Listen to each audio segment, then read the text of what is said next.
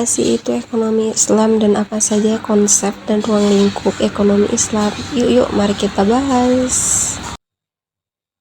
Melibatkan beberapa aspek penting yang mencakup prinsip-prinsip ekonomi dalam Islam, membangun kriteria objek.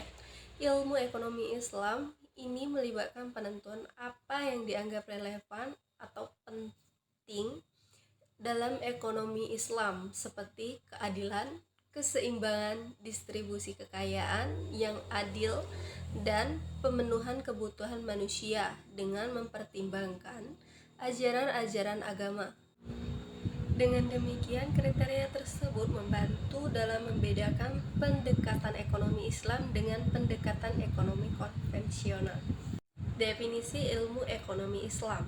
Ekonomi Islam dalam bahasa Arab diistilahkan dengan istiqhad al-islami yang didefinisi sebagai pengetahuan tentang aturan berkaitan dengan produksi kekayaan, mendistribusi, dan mengonsumsi.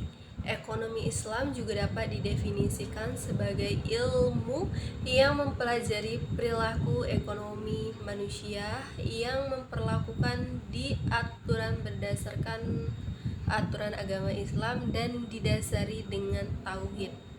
Posisi ilmu ekonomi Islam dibandingkan ilmu ekonomi konvensional. Pada hakikatnya, ilmu ekonomi Islam merupakan ilmu ekonomi yang berbahasa dua disiplin, ilmu secara bersamaan, yaitu ilmu ekonomi dan ilmu fikih muamalah.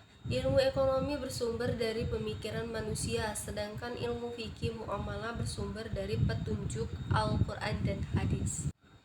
Ekonomi konvensional yang pertama, sedangkan konvensional hanya bersumber dari aturan-aturan yang telah disepakati bersama.